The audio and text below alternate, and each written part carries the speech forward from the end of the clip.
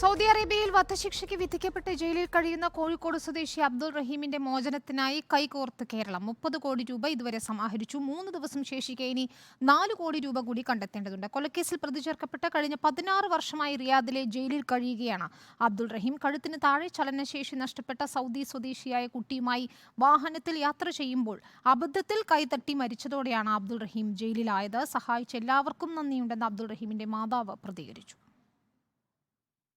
ആരൊക്കാന്ന് എനിക്ക് പറയാൻ കഴിയുമോ? ഈ നാട്ടിലുള്ളവരും പുറം നാട്ടിലുള്ളവരും അതാൻ്റെ ഭൂമിയിലുള്ളവരൊക്കെ സഹായിച്ചിട്ടല്ലേ ഇപ്പോൾ എൻ്റെ കാര്യസ്ഥാനത്ത് എത്തിയത്. ഇപ്പോൾ അവർ പറഞ്ഞിട്ടില്ലേ 34 കോടി ഉറുപ്പിയല്ലേ അവർ ചോദിച്ചത്. ഞാൻ വിചാരിച്ചു എന്ത് കാട്ടൂ, ഈ പൈസ ഒന്നും കൊടുക്കാൻ കഴിയില്ല, എൻ്റെ കുട്ടിക്ക് നാട്ടിലേക്ക് എത്താൻ കഴിയില്ലാന്ന് വിചാരിച്ചോളാം. ഈ സ്ഥാനത്ത് എത്തിയില്ല. ഇത് കുറഞ്ഞ പൈസ കൂടി ആയി കിട്ടിയാൽ എൻ്റെ കുട്ടിനെ അള്ളാഹു കൂടെ എത്തിച്ചു തരും. നിങ്ങളൊക്കെ സഹായം കൊണ്ടിട്ട് ഒന്ന് കാണാനുള്ള വിധി തരട്ടെ. നമുക്കിവിടെ എത്ര എണ്ണണോ പൈസ കിട്ടണമെങ്കിൽ അത് ഇത്രയും നമ്മളെ ഈ നാടുകൊണ്ട് കിട്ടിയില്ലേ. നമ്മളെ റമദാന് രണ്ടിനൊന്ന് വിളിച്ചിന് വർത്താനം പറഞ്ഞു. വെച്ച് പൈസ ഒക്കെ ഉണ്ടാക്കുന്നുണ്ടല്ലേ, ഞാൻ അവിടെ എത്തല്ലേ എന്നൊരു വാക്ക്. തോനെ പറയാനൊന്നും എനിക്ക് കഴിയൂല. അതേമാതിരി വിറച്ച് എനിക്ക് വർത്താനം പറയുമ്പോൾ അപ്പോൾ ഒന്ന് കാണാനുള്ള വിധി തരട്ടെ എന്ന് കാണിക്കാം. അഭിലാഷ് നൽകും വിവരങ്ങൾ. അഭിലാഷ്, അബ്ദുൾ റഹീമിന്റെ മാതാവിന്റെ കണ്ണുനീർ നമ്മൾ നേരത്തെ കണ്ടതാണ്. പക്ഷേ ഏതാണ്ട് 30 കോടി രൂപ ഇപ്പോൾ സമാഹരിക്കാൻ കഴിഞ്ഞിരിക്കുന്നവർക്ക് വലിയ ആശ്വാസം തന്നെയാണത്. ഇനി വേണ്ടത് 4 കോടി രൂപയാണ്. അത് സമാഹരിക്കാനുള്ള ശ്രമങ്ങൾ എങ്ങനെയാണ് പുരോഗമിക്കുന്നത്?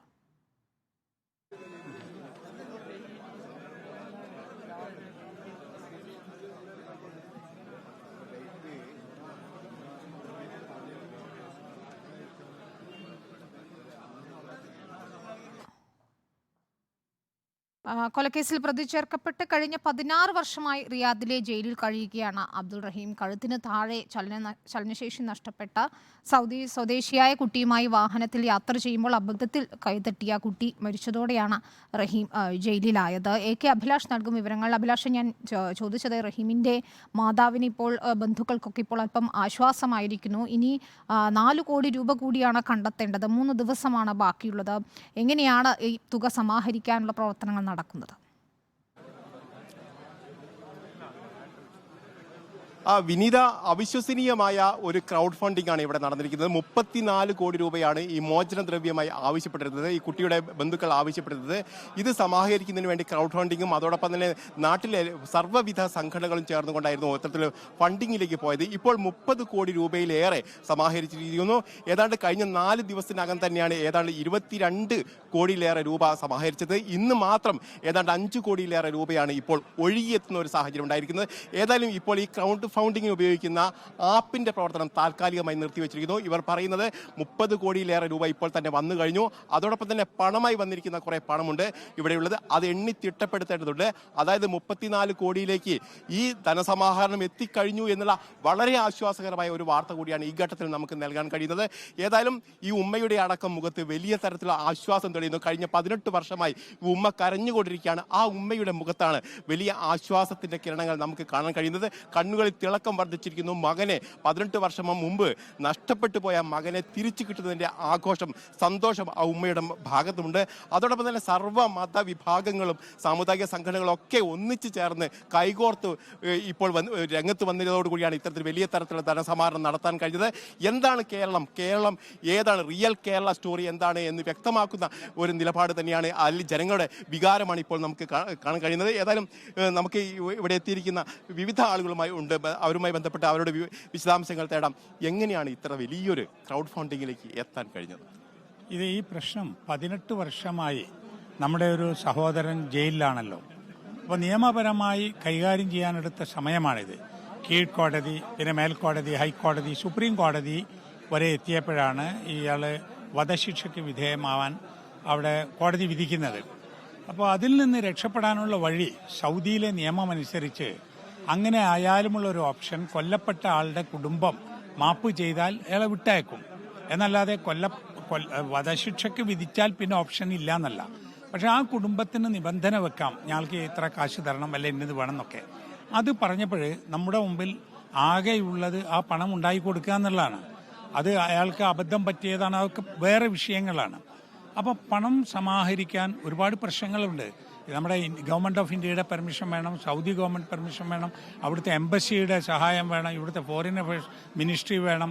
ഇത് പണം അങ്ങോട്ട് ട്രാൻസ്ഫർ ചെയ്യണമെങ്കിൽ നമ്മുടെ റിസർവ് ബാങ്കിൻ്റെ പെർമിഷൻ വേണം, അങ്ങനെ ഒരുപാട് കാര്യം അതെല്ലാം റെഡിയായി ക്രൗഡ് ഫണ്ടിങ്ങിന് വേണ്ടിയുള്ള ഡിജിറ്റൽ മെത്തേഡും കൂടി വന്നതോടുകൂടി 10 രൂപയാണെങ്കിലും ഒരാൾക്ക് അത് അയക്കാം എന്ന രൂപം വന്നു. ഇന്ന് രാവിലെ 9 മണിക്ക് ഇത് 21 കോടിയാണ്. ഇന്ന് ഇപ്പോഴും അത് 30 കോടിയായി ഒരു മണിക്കൂർ മുമ്പ്. അപ്പോൾ അത് സ്റ്റോപ്പ് ചെയ്ത് എന്തിനാന്ന് വെച്ചാൽ ഒരുപാട് സ്ഥലങ്ങളിൽ പണം കളക്ഷൻ നടത്തുന്നുണ്ട്. ഇന്ന് തന്നെ വെള്ളിയാഴ്ച ആയതുകൊണ്ട്, നോമ്പ് കഴിഞ്ഞ ഉടനെ ആയതുകൊണ്ട്, മനുഷ്യൻ്റെ മനസ്സൊക്കെ ഒന്ന് അലിഞ്ഞു നിൽക്കുന്ന നേരമായതുകൊണ്ട് പള്ളികളിൽ പിരിവടക്കുന്നുണ്ട്. അത് എല്ലാ മതവിഭാഗങ്ങളുടെയും കീഴിൽ ഇങ്ങനെയുള്ള ഫണ്ട് റേസിംഗ് നടക്കുന്നുണ്ട്. അപ്പോൾ അതുകൊണ്ട് ഇതൊരു അത്ഭുതം തന്നെയാണ്, ഒരു അത്ഭുതം. അതായത് 34 കോടി രൂപ ഇതിനകം തന്നെ സമാഹരിക്കപ്പെട്ടു എന്ന് വിശ്വസിക്കണം. കാരണം ഈ കളക്ട് ചെയ്ത് വെച്ച പണം കൂടി വന്നാൽ 34 കോടി രൂപയാകും എന്നാണ് പ്രതീക്ഷിക്കുന്നത്. ഇനി വല്ല കുറവുണ്ടെങ്കിൽ അപ്പം നമ്മൾ വീണ്ടും ഇത് ഓപ്പൺ ചെയ്യും. ഇത് വളരെ സുതാര്യത ഉണ്ട് എന്നുള്ളത് ആൾ പണം കൊടുക്കാൻ കാരണം ഇതിൽ ഇടയാളനില്ല. നമ്മൾ പണം നമ്മുടെ ഒരൊറ്റ ക്ലിക്ക് ചെയ്താൽ പണം അവിടെ വന്ന് അന്നേരം തന്നെ അതിൻ്റെ റെസിപ്റ്റ് വരികയാണ്. അതൊക്കെ വലിയ സംവിധാനങ്ങൾ. 16-ാം തീയതി വരെയായിരുന്നു ഇതിനൊരു സമയപരിധി നിശ്ചയിച്ചിരുന്നത്. 16-ാം തീയതി കഴിയുമ്പോൾ ഈ പണം എങ്ങനെയാണ് ഈ കുടുംബത്തിന് എത്തിച്ചു നൽകുക?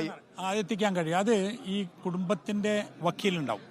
ഈ അബ്ദുറഹീമിന് വേണ്ടി അവിടുത്തെ കമ്മിറ്റി നിശ്ചയിച്ച വക്കീലുണ്ട്. ഏത് കേസിലും വക്കീലന്മാർ തമ്മിലാണല്ലോ ഡിസ്കഷൻ നടത്തുക. അപ്പോൾ ലഭ്യമായ പണം ഇത്രയുണ്ടെന്നും അത് അവർക്ക് ലഭിക്കുമെന്നും കോടതി മുഖേന ഉറപ്പ് കൊടുത്താൽ അത് തരുന്നല്ലോ പ്രശ്നം. എംബസി മുഖാന്തരമാണ് കാര്യങ്ങളൊക്കെ മുന്നോട്ട് പോകുന്നത്. എംബസി അതിന് ആളെ ചുമതലപ്പെടുത്തിയിട്ടുണ്ട്. സൗദിയിലുള്ള ഇന്ത്യൻ എംബസി. അതിൻ്റെ ഒരുപാട് നിയമങ്ങളൊക്കെ ഉണ്ട്. ഓരോ വാട്സപ്പ് ഗ്രൂപ്പുകളും രംഗത്ത് വരുന്നത് കണ്ടു. ഇന്ന് രാവിലെ തന്നെ ലക്ഷങ്ങളാണ് ഓരോരുത്തരും ഉമ്മയുടെ കയ്യിൽ കൊടുക്കുന്നത്.